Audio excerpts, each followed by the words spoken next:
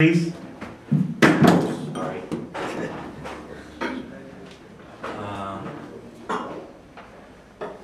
Good morning, everyone. My name is Singit Sering, and I come from Gilgit-Baltistan area. I represent an organization, a political action committee in Washington, D.C., which is called Gilgit-Baltistan National Congress.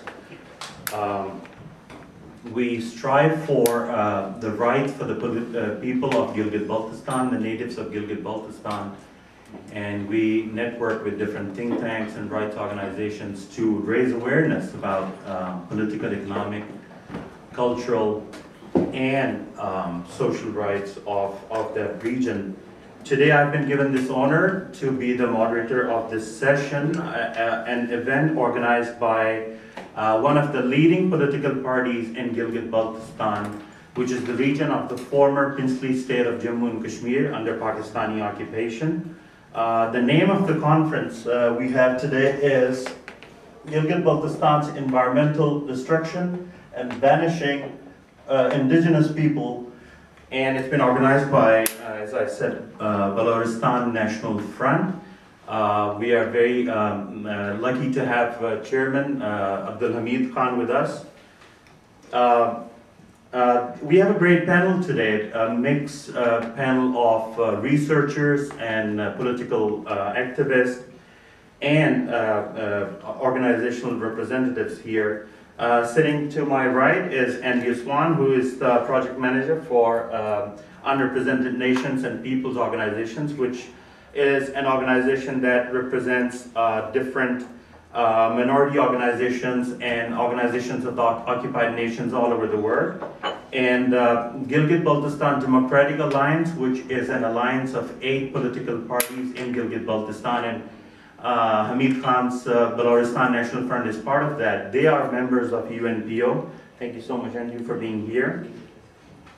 Then we have with us Honorable Mike Penders, who's the former prosecutor from the United States. Thank you so much, Mike, for being with us. He's the chairman of Environmental Security International, which is based in Virginia, United States. He is also the former chairman of the G8 Nations Project on International Environment and Organized Crime, as well as the director of criminal enforcement and of environmental laws. Then we have with us Honorable Paul Biersman. Biersman, he has worked with the United Nations for a long time on both sides of Jammu and Kashmir, both in Pakistani and Indian control. He's the retired Captain Commander of Royal Belgian Cavalry and currently the president of Belgian Association for Solidarity with Jammu and Kashmir. He is a frequent visitor to Jammu and Kashmir, and he has written several books on various issues pertaining to the region.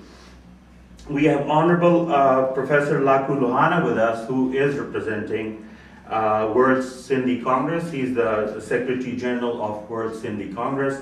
World Sindhi Congress is one of the leading political and human rights organizations of the Sindhi community. About 40 million people living in a province of Pakistan, and World Sindhi Congress is striving for self-determination for the ethnic communities, the natives of indigenous communities of Sindh.